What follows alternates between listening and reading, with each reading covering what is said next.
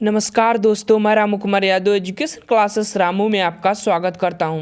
दोस्तों, आज की वीडियो हमारा यूथ कंपटीशन टाइम्स का जो शिक्षण कौशल का पाठ चल रहा था उसका आज का हमारा वीडियो है शैक्षिक मापन एवं मूल्यांकन। और इससे पहले मैंने इतने 5 टॉपिक हैं, इन सभी 5 टॉपिकों पर मैं वीडियो बना चुका हूं। आज का हमारा 6वां टॉपिक है शैक्षिक मूल्यांकन एवं मापन। तो इसको भी कम से कम 2 से 3 पार्ट में मैं ख़त्म कर दूंगा। काफ़ी लंबा टॉपिक है तो आप ध्यान रखिएगा। ये हमारा वीडियो जो बन रहा है ये यूथ कंपटीशन टाइम्स के जो सहायक अध्यापक की भर्ती होती है उसमें शिक्षण कौशल का पार्ट दिया गया है वन लाइनर की तरह, उसको मैं बना रहा हूँ। तो अगर आप प्राइमरी सुपरटेट शिक्षक भर्ती की तैयारी करते हैं तो आप इस वीडियो को ज़रूर देखें। वीडियो पसंद आए तो चैनल को लाइक शेयर सब्सक्राइब आप जरूर करिएगा अपने दोस्तों के पास। और एक चीज़ बता दें, इसकी PDF आपको चाहिए तो हमारे टेलीग्राम पर चले जाइएगा, लिंक इस वीडियो के डिस्क्रिप्शन में दिया गया है। तो चलिए दोस्त, आज का हमारा 6वां लेसन है शैक्षिक मूल्यांकन एवं मापन। मूल्यांकन और मापन होता क्या है, काफ़ी इंपॉर्टेंट टॉपिक होता है यह। यहाँ से सीटेट और यूपीटेट में भी प्रश्न बनते हैं, तो सीटेट में भी दिया गया है तो इसमें भी प्रश्न बनेंगे। चलिए पहले पॉइंट पर चलते हैं। पहला पॉइंट है कि मूल्यांकन एक निरंतर चलने वाली प्रक्रिया है। यह कथन किसने कहा था? तो एनसीईआरटी ने कहा था। एनसीईआरटी की स्थापना कब हुआ था? तो 1961 में हुआ था और यह केंद्र स्तर की एक शिक्षा व्यवस्था की संस्था होती है, याद रखिएगा। अगला पॉइंट पर चलते हैं और अगला पॉइंट है मूल्यांकन एक सतत प्रक्रिया है। यह शिक्षण की संपूर्ण प्रणाली का आवश्यक अंग है और शिक्षा के क्षेत्र और शिक्षा के उद्देश्यों के साथ पूर्ण रूप से संबंधित होती है। ये कथन किसने कहा? तो कोठारी आयोग ने कहा था। कोठारी आयोग 1964-66 में आया था, याद रखिएगा। प्रोफेसर दौलत सिंह कोठारी इसके अध्यक्ष थे। इन्हीं के नाम पर कोठारी आयोग का स्थापना हुआ था। अब चलते हैं अगले पॉइंट पर और अगला पॉइंट है मूल्यांकन के अंतर्गत व्यक्ति या समाज या दोनों की दृष्टि से जो अच्छा है अथवा वांछनीय है उसे मानकर चला जाता है। ये कथन किसने कहा था? तो रैमर्स व गैज का ये कथन है।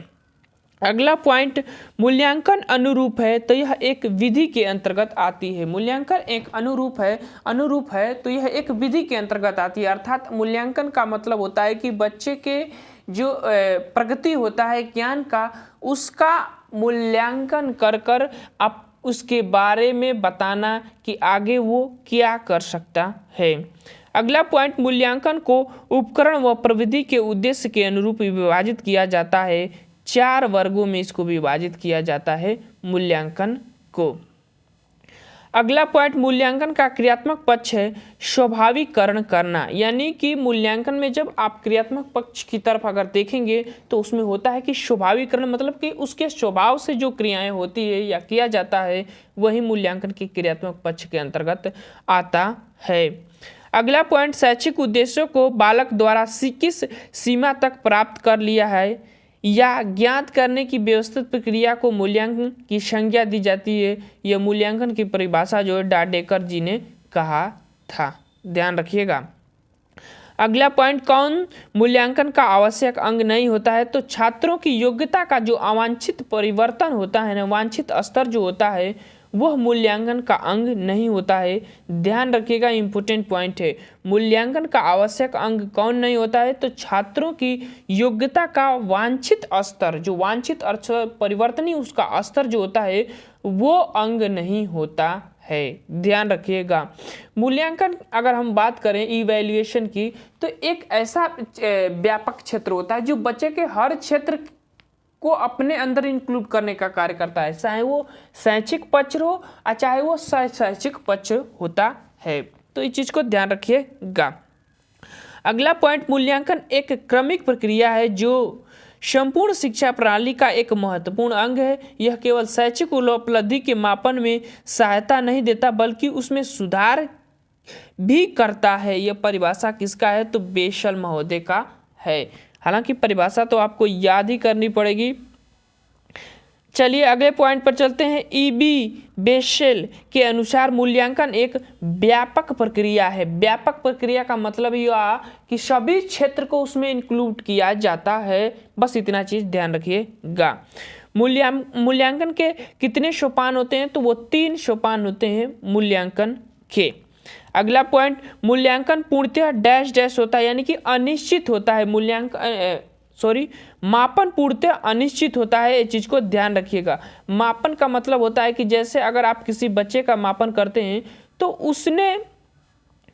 उसमें कितने मात्रा यानी कि अंक प्राप्त किए, वही उसका मापन होता है। जैसे कि 100 प्रश्नों का एक पेपर होता है और उसमें बच्चे ने 60 प्रश्न प्राप्त किए तो 60 प्रश्न उसका मापन हो जाता है। और जब उस 60 प्रश्न के आधार पर जब उसको आप श्रेणियों में बांटने लगते हैं, उसके स्तर को, शिक्षा के स्तर को बताने लगते हैं, तो वही उसका मूल्यांकन हो जाता है। तो मूल्यांकन पूर्णतः अनिश्चित होता है, चीज को ध्यान रखिएगा। अगला पॉइंट, मूल्यांकन नहीं, मापन पूर्णतः। मूल्यांकन में महत्वपूर्ण बिंदु है तो शैक्षिक उद्देश्य, अधिगम अनुभव और व्यवहार परिवर्तन मूल्यांकन के महत्वपूर्ण बिंदु होते हैं। जब किसी बालक का मूल्यांकन किया जाता है ना, तो उसके शैक्षिक उद्देश्य, अधिगम अनुभव जो उसने प्राप्त किया और व्यवहार में उसके जो परिवर्तन किया गया, वही तो उसका मूल्यांकन किया जाता है मूल्यांकन में। अब चलते हैं अगले पॉइंट पर, और मापन की भूमिका। वास्तु को संख्या प्रदान करना, मैंने अभी बताया कि संख्या प्रदान करना, घटना को संख्या प्रदान करना और नियमानुसार संख्या प्रदान करना ही मापन की कहलाता है। तो एक चीज इसमें सिर्फ एक पॉइंट ध्यान रखिएगा, सिर्फ संख्या प्रदान किया जाता है मापन में। मापन एक साधन का कार्य करता है, साधन, और मूल्यांकन एक साध्य होता है। साध्य का मतलब होता है कि आप किसी के आधार पर उसकी व्याख्या करना कि वो कैसा है बालक, उसने कितना ज्ञान अर्जित किया, ये मूल्यांकन हो जाता है। जैसे अगला पॉइंट, महेश गणित विषय की परीक्षा में 60 अंक प्राप्त किए, तो यह क्या है? यह मापन है। लेकिन 60 प्रश्न के आधार पर उसका जब पूरी शैक्षिक प्रक्रिया का अवकलन किया जाता है, तो वही उसका मूल्यांकन हो जाता है। अगला पॉइंट, मापन का उपयोग किया जाता है तो छात्र का परिणामात्मक मूल्यांकन निर्धारण में जो है मापन का उपयोग किया जाता है। अगला पॉइंट है, और अगला पॉइंट है कि कक्षा में मापन में प्रयोग की जाती है तो नामिक मापनी जो पद्धति होती है उसका प्रयोग किया जाता है। मतलब कि 4 तरह की पद्धतियाँ होती है, एक नामिक मापन पद्धति, एक अंतराल मापन पद्धति और एक अनुपात मापन पद्धति। और इस तरह 4 जो मापन की पद्धतियाँ होती हैं जो बच्चे के मापन में प्रयोग किया जाता है। अगला पॉइंट है, जिस परीक्षण में शिक्षार्थी की किसी विषय या अनेक विषयों में कठिनाई ज्ञात की जाती है उसे कहते हैं तो निदानात्मक परीक्षण। यानी निदानात्मक का मतलब ही होता है कि बालक की कमजोरियों को पता लगाना कि क्या उसकी कमजोरी है या क्या उसकी सीखने में या विषय के प्रति कठिनाई महसूस करता है, उसका पता लगाना निदानात्मक परीक्षण किया जाता है उसमें। अब अगला प्रश्न है कि एक अच्छे परीक्षण के लिए कौन से गुण आवश्यक है? एक अच्छे परीक्षण के लिए कौन कौन से गुण आवश्यक है, ये आपको बताना है। जैसे दिया गया है कि परीक्षण में किसी भी उत्तर पर मूल्यांकन कर्ताओं द्वारा समान अंक प्रदान किए जाते हैं परीक्षण में, तथा अंक प्रदान करते समय मूल्यांकन कर्ता अपनी व्यक्तिगत रुचि अथवा धारणाओं से प्रभावित नहीं होता है। परीक्षण उन्हीं गुणों का मापन करता है जिसके लिए उसका निर्माण किया गया है। परीक्षण में बार बार प्रयोग करने से प्राप्त परिणामों का या अंकों में संगति पाई जाती है। इसका मतलब, ये कहने का मतलब है कि जब आप अच्छे परीक्षण बनाते हैं तो उसमें क्या क्या आपके उसमें इंक्लूड होना चाहिए। जैसे कि अगर हम शॉर्ट फॉर्म में कह सकते हैं कि वैधता होना चाहिए आपके परीक्षण में, विश्वसनीयता होना चाहिए, वस्तुता और व्यापकता आपके परीक्षण में होना चाहिए। उसी चीज को इसमें विस्तार से बता दिया है कि आप परीक्षण में क्या क्या होना चाहिए। इंपॉर्टेंट पॉइंट है, ध्यान रखिएगा।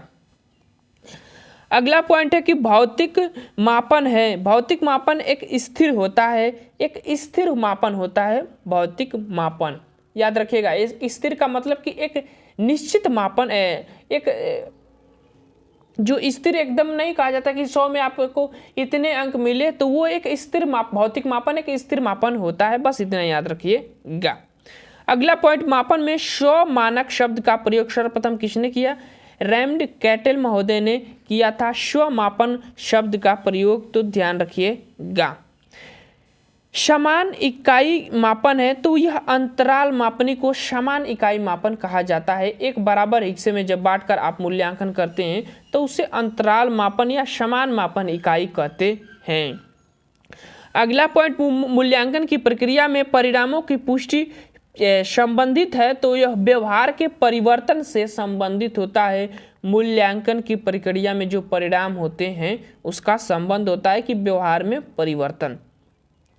अगला पॉइंट, दक्षता आधारित मूल्यांकन है, तो सतत एवं व्यापक मूल्यांकन होता है दक्षता आधारित। सतत का मतलब जो लगातार मूल्यांकन किया जाता है, और व्यापक का मतलब कि जो सभी क्षेत्र उसमें इंक्लूड कर आप मूल्यांकन करते हैं। जैसे आप पढ़ा रहे हैं तो बीच बीच में बच्चों से प्रश्न पूछ लेना, फिर उसके बाद फिर आगे पढ़ाने की प्रक्रियाएं चालू करना, तो ये एक सतत मूल्यांकन के अंतर्गत आ जाता है।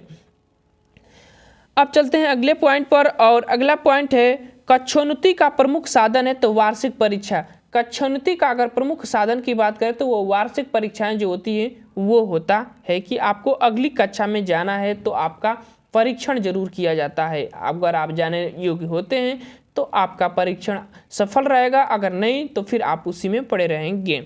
सतत मूल्यांकन प्रक्रिया को सामान्यतः विभक्त कर दिया जाता है 10। अगला पॉइंट, छात्रों के व्यक्तिगत संबंधी पक्ष होते हैं, तो ये 10 भी होते हैं व्यक्तिगत संबंधी पक्ष। अगले पॉइंट पर चलते हैं, और अगला पॉइंट है कि सतत मूल्यांकन निदान का पथ प्रशस्त करता है, तो सार्थक एवं निरर्थक ज्ञान के लिए यह होता है। अगले पॉइंट पर, छात्र ड्रिल विधि के आधार पर सीखते हैं। पहाड़े, गिनती और कविताएं जो हैं ड्रिल विधि के आधार पर सीखते हैं। काफ़ी ये इम्पोर्टेंट एक विधि होती है छोटे बच्चों को सिखाने के लिए। अगला पॉइंट, प्राथमिक कक्षा में विद्यार्थियों को परीक्षण दिया जाता है, तो 3R के आधार पर दिया जाता है। रीडिंग, राइटिंग और अर्थमेटिक जो होता है 3R की शिक्षा। मारिया मोंटेसरी ने इसकी प्रमुख विशेषता बातें की हैं 3R की शिक्षा। तो प्राथमिक स्तर पर 3R की शिक्षा के आधार पर ज्ञान या परीक्षण किया जाता है बच्चों का। अगला पॉइंट ज्ञानात्मक पक्ष है, तो ज्ञान, बोध और अनुप्रयोग ये ज्ञानात्मक पक्ष के अंतर्गत आते हैं। अगला पॉइंट, मूल्यांकन का क्षेत्र व्यापक होता है, यानी मूल्यांकन में हर चीज़ों का हर क्षेत्र शामिल होते हैं, इसीलिए मूल्यांकन का क्षेत्र जो है व्यापक होता है। ज्ञान तत्व का विस्तार है, तो अनंत। ज्ञान तत्व का अगर हम विस्तार की बात करें तो वह क्या होता है? अनंत होता है। अगले पॉइंट पर चलते हैं, और अगला पॉइंट है कि भावात्मक पक्ष में उद्देश्यों को शामिल किया जाता है। भावात्मक पक्ष में उद्देश्यों को शामिल किया जाता है, तो वह मान्यताएं, चरित्र गुण और अभिवृत्ति जो बच्चे की होती है उसको भावात्मक पक्ष के उद्देश्य में शामिल किया जाता है। मूल्यांकन के कितने पक्ष होते हैं? तो वह 3 पक्ष होते हैं, ज्ञानात्मक, भावनात्मक और क्रियात्मक। ये 3 पक्ष मूल्यांकन के होते हैं। अगला पॉइंट, कौशल की कुशलता को 4 भागों में बांटा जा सकता है। कौशल की कुशलता को ध्यान रखिएगा। अगले पॉइंट पर चलते हैं, मूल्यांकन का अर्थ है छात्र के शैक्षिक लक्ष्यों की प्राप्ति की जो जांच की जाती है ना, वही मूल्यांकन का अर्थ होता है। तो ध्यान रखिएगा, मूल्यांकन का अर्थ होता है जो बच्चों की शैक्षिक लक्ष्य जो होते हैं उसकी प्राप्ति की जांच की जाती है, वही मूल्यांकन का अर्थ होता है। अगला पॉइंट है बोध का आधार होता है, तो अत्यंत सूक्ष्म, गहरा और अलौकिक जो लोगों को समझ में नहीं आए वही बोध का आधार होता है। अगला पॉइंट, ब्लूम ने शैक्षिक उद्देश्यों को कितने भागों में विभक्त किया है? तो 3 भागों में विभक्त किया है। कौन कौन से? संज्ञानात्मक पक्ष, भावात्मक पक्ष और एक क्रियात्मक पक्ष होता है जिसको साइकोमोटर डोमेन कहा जाता है। तो तीन भागों को तीन उद्देश्य में इन्होंने बांटे हैं। काफ़ी इंपॉर्टेंट होता है ब्लूम का एक टेक्सोनोमी, और यहाँ से प्रश्न हर एग्जाम में पूछते हैं। प्राथमिक कक्षाओं में किस मूल्यांकन की प्रविधि का प्रयोग किया जाता है? तो निरीक्षण प्रविधि का सबसे ज़्यादा प्रयोग, मूल्यांकन प्रविधि का प्रयोग किया जाता है प्राथमिक कक्षाओं में। निरीक्षण के द्वारा बच्चों के जो व्यवहार होते हैं, व्यक्तिगत व्यवहार, उसको अवलोकन किया जा सकता है। तो काफ़ी इम्पोर्टेंट होता है। अगर आप मूल्यांकन करते हैं तो प्राथमिक स्तर पर अगर आप स्पेशली मूल्यांकन करते हैं तो आप निरीक्षण विधि का सबसे ज़्यादा प्रयोग करें। बच्चों को आप खुद जाकर उनकी गतिविधियों को देखें। प्रश्नावली विधि होती है तो 4 प्रकार की प्रश्नावली विधि होती है, बहुविकल्पी, अतिलघुत्तरी, लघुत्तरी और दीर्घोत्तरी। ये 4 तरह की प्रश्नावली होती है। प्रश्नोत्तर विधि की बात किसने किया था? सुकरात नामक वैज्ञानिक ने किया था। सूचनादाता किस प्रकार की प्रश्नावली में हाँ या नहीं में उत्तर देता है? तो प्रतिबंधित जो होती है उसमें ये दिया जाता है सूचनादाता। अगले पॉइंट पर चलते हैं, और अगला पॉइंट है कि साक्षात्कार संबंधित है तो अनुसूची से संबंधित होता है। अगला पॉइंट चिन्हकन सूची का प्रयोग किया जाता है। तो सामूहिक गुणों को, व्यक्तिगत विशेषताओं को जानने के लिए चिन्हकन जो सूची होती है उसका प्रयोग किया जाता है। अगला पॉइंट निर्धारण मापनी है तो द्विध्रुवी होता है। निर्धारण मापनी द्विध्रुवी होता है। शैक्षिक और सहशैक्षिक पक्ष द्विध्रुवी होता है। अगला पॉइंट गुण के मापन के लिए प्रयोग होते हैं तो निर्धारण सूची का प्रयोग किया जाता है। याद रखिएगा, गुणों के मापन के लिए। अशाब्दिक निर्धारण मापनी है तो आत्म निर्धारण विधि जो है अशाब्दिक निर्धारण मापनी के अंतर्गत आता है। एक शाब्दिक और एक अशाब्दिक होता है, उसमें शैक्षिक और सहशैक्षिक पक्ष ये सब आते हैं। निर्धारण मापनी का महत्वपूर्ण भाग है तो विषय संबंधी जो निर्धारण मापनी होती है ये इसका महत्वपूर्ण भाग होता है। अवलोकन प्रणाली का मूल आधार वैज्ञानिक होता है। अगर आप खोजबीन या वैज्ञानिक आधारों पर अगर देखें तो अवलोकन विधि या प्रणाली सबसे महत्वपूर्ण होती है। तो अवलोकन विधि का मूल आधार की अगर हम बात करें तो वह वैज्ञानिक विधि होती है। पूर्व निश्चित आधार है तो वह मापन, पूर्व निश्चित आधार की अगर हम बात करें तो वह मापन होता है। यानी पूर्व में बच्चे ने क्या किया उसका आधार मापन ही होता है, मानक ही होता है, उसका आधार होता है मानक। ठीक। उत्तम परीक्षण की विशेषता है तो वह विश्वसनीयता उस उत्तम परीक्षण की विशेषता होती है। विश्वसनीयता होती क्या है कि जब आप व्यवहार की निरंतर एकरूपता के गुण को आप बनाए रखते हैं तो वही विश्वसनीयता होती है। याद रखिएगा, निरंतर एकरूपता के गुण को बनाए रखते हैं। जैसे बार बार जांच करने पर समान अंक आना ही विश्वसनीयता कहलाता है। आपका बार बार जांच हो, आपका एक ही अंक प्राप्त होता है तो वह उसकी विश्वसनीयता होती है। तो उत्तम परीक्षण की विश्वसनीयता की प्रमुख विशेषता विश्वसनीयता होती है। शिक्षण अधिगम या मूल्यांकन एक दूसरे से घनिष्ठ संबंध होते हैं। शिक्षण अधिगम का मतलब होता है आप जो चीज़ सिखाते हैं और आप जब सिखाते हैं तो बीच में मूल्यांकन करते हैं, तो इन दूसरों के बीच एक घनिष्ठ संबंध होता है। अगर शिक्षण प्रक्रिया को रोचक, भावनात्मक और रुचिपूर्ण बनाने के लिए ये इनका घनिष्ठ संबंध होता है। शिक्षण अधिगम और मूल्यांकन एक प्रक्रिया का। मूल्यांकन के द्वारा स्तर को ज्ञात किया जाता है तो वैधता स्तर को जो है ज्ञात किया जाता है। वैधता का मतलब होता है किसी भी परीक्षण के बनाने के उद्देश्य होते हैं। यदि परीक्षण उसी उद्देश्य की पूर्ति करता है तो वह उस परीक्षण की वैधता कहलाती है। तो मूल्यांकन के स्तर को ज्ञात किया जाता है तो वो वैधता के आधार पर ज्ञात किया जाता है। अगला पॉइंट, परीक्षण की विश्वसनीयता ज्ञात करने की विधि नहीं है तो मानक त्रुटि विधि है जो है परीक्षण की विश्वसनीयता ज्ञात करने की विधि के अंतर्गत नहीं आती है। अगला पॉइंट, वस्तुनिष्ठ परीक्षण वह है जिसमें प्रत्येक परीक्षक किसी प्रकार के उत्तर या निष्पादन को देखकर एक निश्चित निष्कर्ष पर पहुंचते हैं, यानी कि एक सभी को मानक अंक दिए जाते हैं। वहीं उस परीक्षण को मनोवैज्ञानिक विधि ने परिभाषा में किसने कहा, तो क्रोनबेक नामक वैज्ञानिक ने ये कहा था। वस्तुनिष्ठ परीक्षण जो है ये किसी टीचर के आत्मनिष्ठ के अंतर्गत नहीं आती है, उसमें उसकी भावनाएं जुड़ी नहीं होती है। शिक्षक की जो होता है प्रश्न का उत्तर वही उसको देना होता है सबको समान रूप से। अगला पॉइंट, अच्छे परीक्षण की विशेषता नहीं है, तो संक्षिप्तता जो है अच्छे परीक्षण की विशेषता नहीं है। इंपॉर्टेंट पॉइंट है, ध्यान रखिएगा, प्रश्न बन सकता है। अगला पॉइंट, अच्छे परीक्षण की विशेषता है तो विश्वसनीयता, वैधता और वस्तुनिष्ठता जो अच्छे परीक्षण की विशेषता है। अगला पॉइंट, जब कोई परीक्षण वही मापता है जो मापन का प्रयोजन होता है तो वह परीक्षण कहलाता है उसकी वैधता, वो होता है वैधता। उसी का मापन करता है जिसके लिए वो बनाया गया होता है तो वो उसकी वैधता कहलाता है। अगला पॉइंट, कोई परीक्षण उस सीमा तक वैध है जहां तक वो अपने उद्देश्य का मापन करता है। यह कथन गिलफोर्ड का है। अगला पॉइंट, पूर्णबलन की विधि है तो सतत मूल्यांकन में पूर्णबलन और मासिक मूल्यांकन में पूर्णबलन, ये पूर्णबलन की विधियों के अंतर्गत आते हैं। यानी कि जब आप लगातार पूर्णबलन मूल्यांकन करते हैं तब आप पूर्णबलन दे सकते हैं, और मासिक मापन करते हैं तो उसमें उनको पूर्णबलन दे सकते हैं। आप किसी भी रूप में दे सकते हैं, या तो पुरस्कार के रूप में या तो प्रोत्साहन के रूप में आप दे सकते हैं।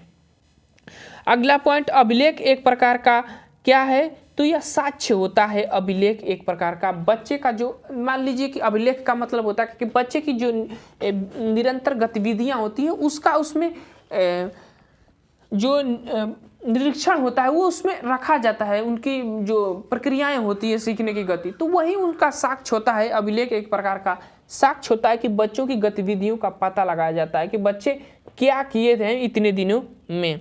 अगला, परीक्षण वर्गीकरण के आधार परीक्षण वर्गीकरण के प्रकार हैं तो ये दो प्रकार के उनके वर्गीकरण के प्रकार होते हैं।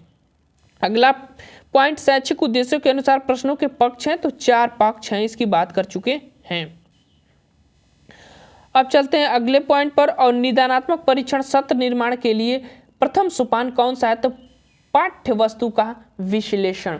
पाठ्य वस्तु का विश्लेषण कर बच्चों का निदान किया जाता है, परीक्षण किया जाता है, कारण जाना जाता है, और यह प्रथम सोपान होता है।